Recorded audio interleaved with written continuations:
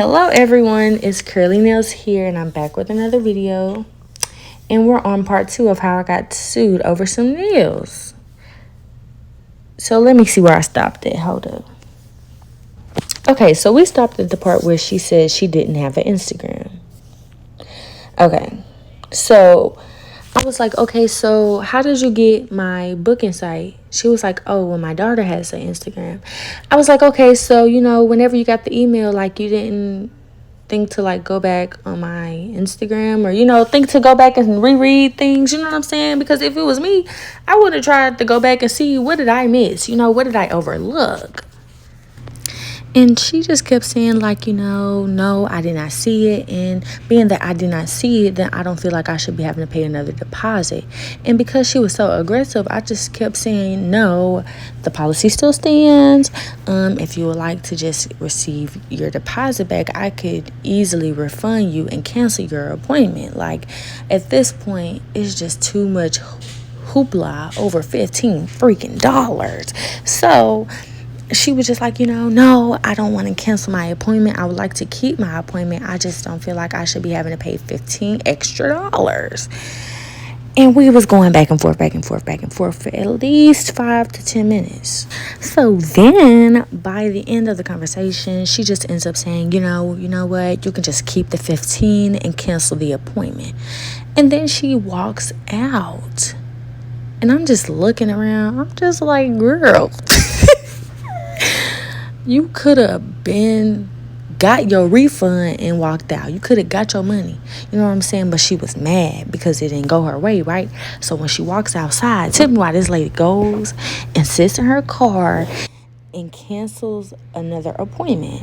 And I didn't even know that at the beginning. I didn't even know that she booked the appointments for both of her daughters, but she used her name for one and then her daughter's name for the other one. So when she got in the car, she canceled the other appointment. So at that point, I'm just a little confused because I'm just like, bro, like, what's going on? Like, I did not know that she was doing that under 2 different names, because at this point, lady, you owe me $30. Okay. And then after she does that, she proceeds to call state board, y'all. Now, mind you, I did not tell y'all this because this is why it gets so crazy, gets so juicy. Because I was actually doing something in the wrong too. Now, before I proceed, I just would like to let everyone know that I have learned from my mistakes, and I'm embarrassed. I am not proud of my decisions, but I did what I had to do at the time. And, yeah. And if you know, you probably didn't guess it by now. I wasn't licensed. So when she called state board and found out that I wasn't in the system, I guess she just was like, oh no, she wanted to take me down.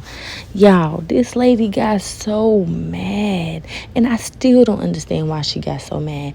This lady went and filed a lawsuit. I had no clue that it was going to go this far. I just thought that once she walked out that door, that was it. Maybe she was never going to book again. But I just didn't see it going that far. But then a couple of weeks passed by, and a sheriff pulls up to the job, or was it a marshal? One of them. He pulls up, calls me to the door. I'm confused because me, if you know me, I stay out the way. I don't do nobody nothing. I don't mess with nobody. This man passed me that paper, and when I read that name, y'all, I was so confused. And the reason I say confused is because I did not think it was that serious. Lady, you went and filed a lawsuit and said $15 for the deposit. You wanted a refund. And then $100 for pain and suffering. You suing me for $115? What? So I walk back in the shop and I am just flabbergasted. Y'all, I was just so confused. I walked in, I'm letting them know what happened. They up in there like, wait, are you serious? And some of the clients that was there that day when she came in. So a lot of them just was like, girl, are you serious? That is so ridiculous. That is so petty. So now I'm just thinking about, Lord, I go to court And this girl tell him I ain't licensed. If she just bring up anything close to that, y'all, I'm through. And mind you, that was early in the morning before my first client even came.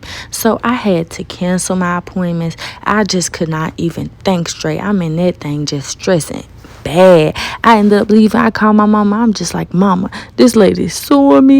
I don't know why. I didn't know it was that serious. And she just was like, girl, try to reach out to her and tell her like you'll just pay her outside, of court. Like, just settle out of court. That's the best you could do. Because if she take you to court and try to bring up the fact that you're not licensed, girl, it could be worse. Like, girl, let's not even try to get it to court. Let's try to take care of it outside of court. That's what she said to do, and that's what I tried to do. So I look at the little paper, whatever, figure out her number or whatever. I text her number, emailed her, and I got no response. And this may not be that important, but when I looked at that paper, I seen my address too, and I know for a fact that lady was not supposed to know my real name or my address. So I was really shook, because I'm just like, how she found out my name and my address so fast? Who is this lady? Never crossed my mind. It never just really, I never thought deeper than that. I just was confused. I'm thinking, oh Lord, like this lady must got some real good connections, because first of all, why run to the courthouse? Okay, let me just stay on track. All right, hold on. So like I said, I got no response. And this is basically what I said in the email. Well, I'm not even going to try to sum it up. I just basically was trying to tell her I apologize for, making you feel some type of way, and I am willing to pay you what you're asking, like what you're asking of me at the courthouse. Like, I'm willing to pay you your $115, if you just want to sit out of court. If you want to sit out of court right now, I'll pay you your $115. And y'all, I'm laughing right now, but that junk was not funny. I went home, I cried, and I had just got my Bible in, because I had ordered a Bible, and I got my little Bible in. Not little, I'm tripping. I got my Bible in, and I had read the first scripture that was on that day, because my Bible has the 1 year reading plan. So the scripture I read, y'all, it fit the exact situation.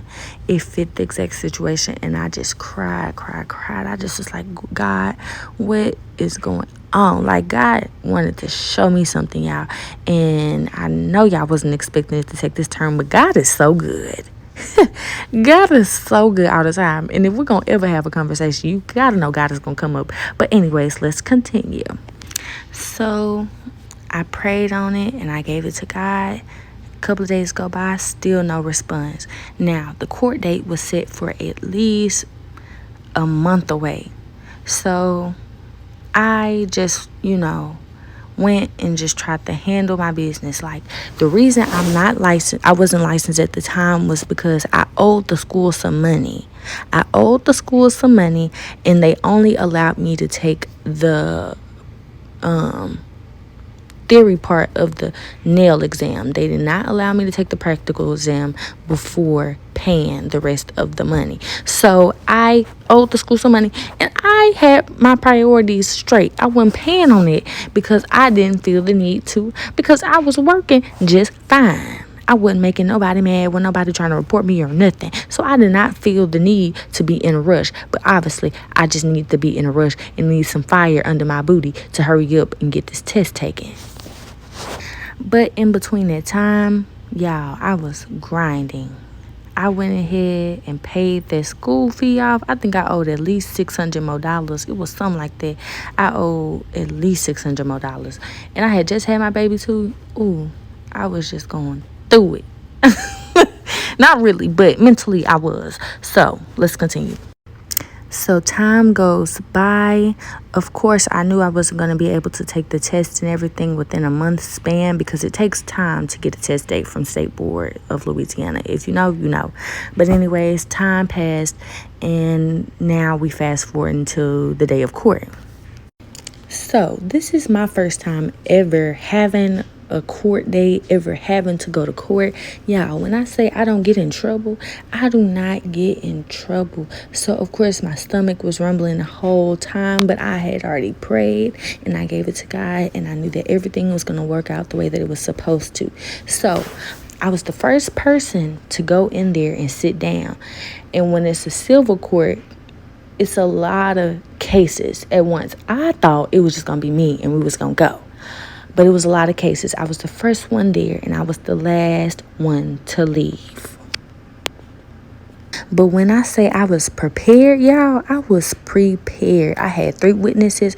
It was the owners, Sandy and Jelly, and then my sis Phasia. But Phasia wasn't there to actually witness the actual thing. She just was there for emotional support. So shout out to her. Also, I had printouts of all of the times she was rescheduling, and I had the screens.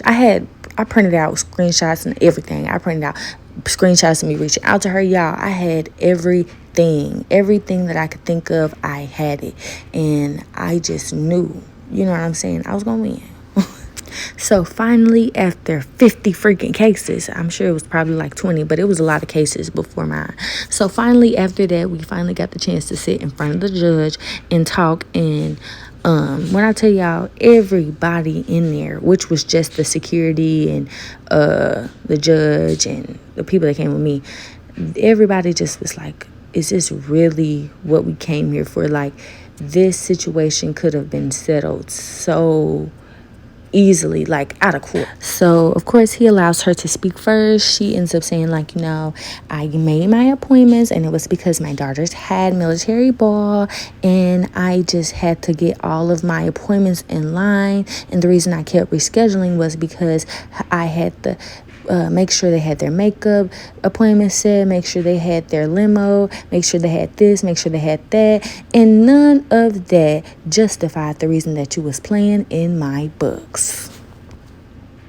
And I say that because everyone knows, do not just go booking before you know for sure when you're going to be able to come. Like, that's so unfair because somebody could have had that spot. Like, I would never understand that. Make sure you have everything set in order. Everything has to work its way around each other. Like, you cannot do that. But then she just kept saying, like, no one else gave me those problems. The limo company didn't even give me those problems. And in my head, I'm just thinking, ma'am, the limo company don't make money off of just their client. I'm sure they make money in different ways. I'm a small business woman. I'm a small business owner. I make money based off of my clientele and my clientele alone. That is my only stream of income right now.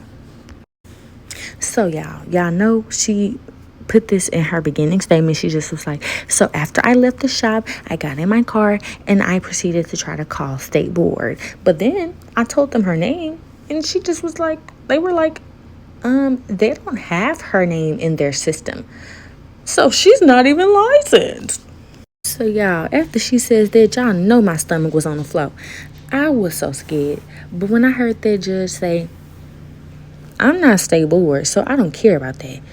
You take that up with them. I am here for the lawsuit. Whatever you're saying she did to you, I'm not here because you're trying to say she ain't licensed. I don't care about that. Y'all, that made me so happy.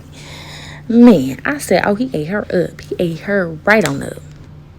So then it's my turn to speak. And the first thing I said was, first of all, Judge, I tried to reach out to her. Before this, I tried to reach out to her as soon as I received the lawsuit and I got no response. So I know it's not the money that she's after. Like, I just was like, I know it's not that. And he was just like, is that true? And she was like, I don't know. And then he was like, okay, so are you willing to settle it out of court right now? Are you willing to, like, give her the money right now? And I was like, no, because we're here now. I mean, now it's just, we might as well just see who's gonna win. Like, I don't even want to give you the money because at this point, no. But y'all, she want that money. So then he proceeds to ask me for my proof of, like, me reaching out to her. He asked for my proof. Like, I don't even think he just was asking. I just was like, I got proof of this. I got proof of that. I got proof of this. I got proof of that. And so then the only thing, y'all, this is where I messed up again. The only thing I did not have a screenshot of was my actual policy that was on my Instagram. I had a printout of my site, but the policy I had was only on my Instagram. It was not on my site. And the reasoning behind that is just simple laziness, because I ended up making my own Acuity site, and I'm not very tech savvy, or at the time I wasn't that tech savvy, and I had a lot of policies and I wasn't able to fit all of my policies in. So I felt like the only important policies that I had, I made sure they were on the site, but the other ones was on my Instagram. And I thought that people just would care to read them, but obviously not. And I feel like that's where I went wrong. But I explained to him that's where it was. So y'all, out of the kindness of this man's heart, he sat up there, because you know we can't take our phones into court. He sat up there and he looked up my Instagram and found the policy on my site.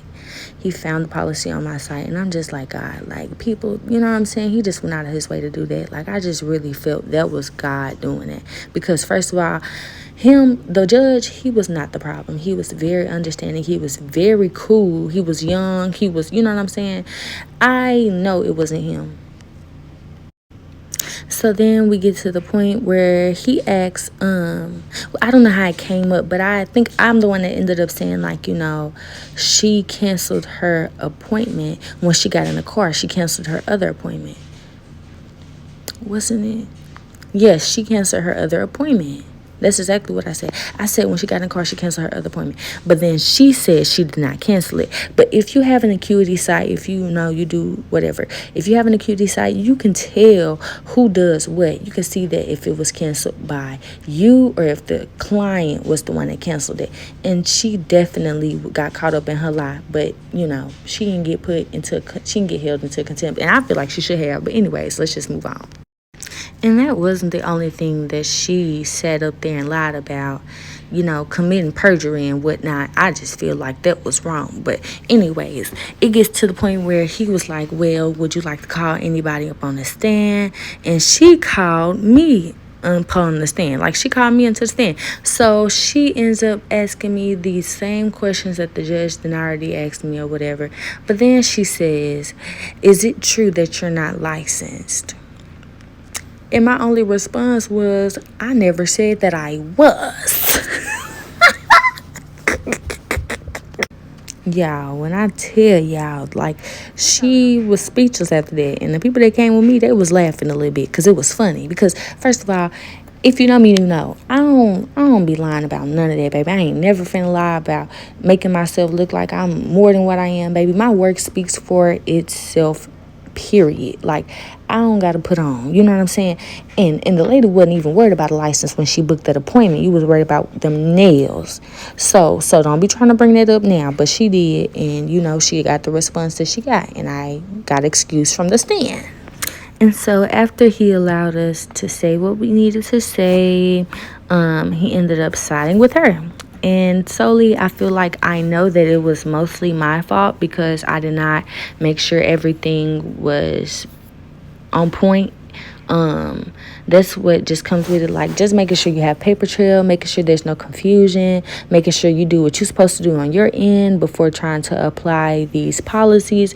I do not feel like my policy was harsh. I just feel like I could have taken care of it better than that. And also, I feel like she was a cop too. I feel like she was a cop because when we ended up leaving, she was just speaking to everybody as if she knew them. Like, everybody. When I say everybody, it was the people behind the desk. It was the people in the front at the security thing. Like, either she worked at the courthouse or she was a police officer, which, you know, hopefully nothing comes of this after, you know, this video comes out. And yeah, because I am licensed and everything like that. Everything has been taken care of on my end. But like I said, just learn from my mistakes and, you know, do your best to be understanding. And yeah, never let nobody try to make you do what you don't want to do, because at the end of the day, this is your business. But don't be a prick. So hopefully, you know, that was an entertaining story for y'all. If y'all want more videos or another story time, just let me know. And honestly, I don't think I have any other just crazy stories like this about work. I don't think I have those, but just let me know if you want another story time. I'll try to come up with something, but I will continue to just come out with these videos because I am trying to get more into content creating. So also just comment down below what other type of videos you would like to see. I plan on just doing voiceovers explaining what I'm doing in these videos as well, because I want them to be learning videos as well, not just story times. But also, just let me know, give me your ideas, give me your opinions, and I'll try my best to take them and work with them as best as I can. Thank you so much for tapping in with me. Love y'all, and bye bye.